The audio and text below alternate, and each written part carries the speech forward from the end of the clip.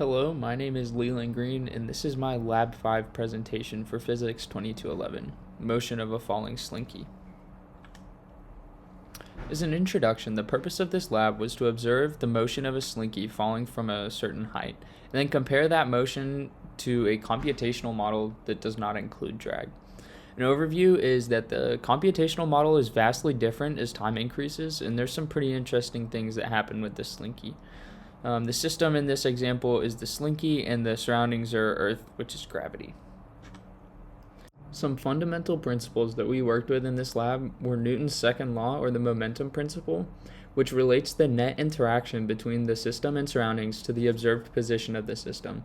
And the main equation here was force is equal to mass times acceleration, in which we are also able to derive the velocity update formula and the position update formula.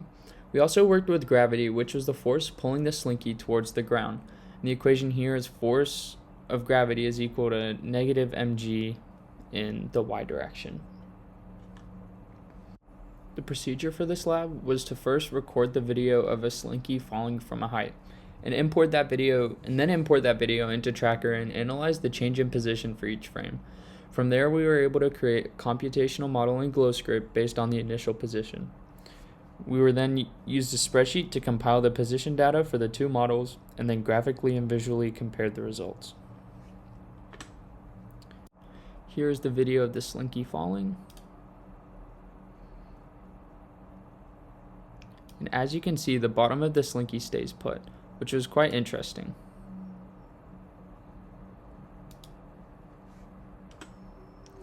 So the data for GlowScript.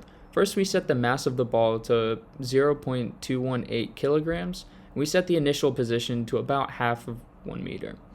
We set the initial velocity to 0, which is rest, and then we set the time step as 0.017, or equivalent to 60 frames per second. From there, we constructed the first while loop, and this is while the bottom of the slinky stays at rest. And so this loop finishes once the bottom of the slinky moves, and here we use gravitational force and tension force, and the tension force within the slinky is just the opposite of the gravitational force, equal in magnitude, opposite in direction, and this leads to static equilibrium. And then we use Newton's second law to update the position and the velocity. In the second while loop, this while loop continues from the moment the bottom of the slinky starts to move until the slinky hits the ground. Here we use gravitational force, and we did not account for drag. There's no tension force now either. So the only force is gravitational force. And then we use Newton's second law to update the position and the velocity.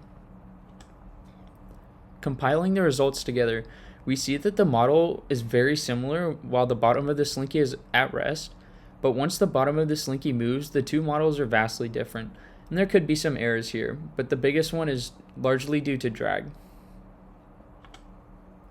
Some sources of error for this lab could include rounding, inaccurate tracking of motion in Tracker software, and other outside forces, such as drag.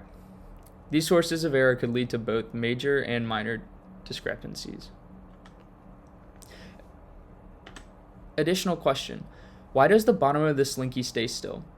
And this is because the tension from the top of the slinky counteracts the gravitational force, and therefore the bottom of the slinky is in static equilibrium and does not move until the rest of the slinky falls. Basically, the top of the slinky has to just catch up to the bottom of the slinky before it can actually start traveling downwards due to gravity. In conclusion, I utilized Newton's second law, or the momentum principle, and the gravitational force to model the motion of a falling slinky. I observed and analyzed the position versus time of the falling slinky, and I explained how static equilibrium plays a large role in the falling slinky. And we also discovered that the bottom of the slinky does not move. Thank you very much, and I hope this was helpful.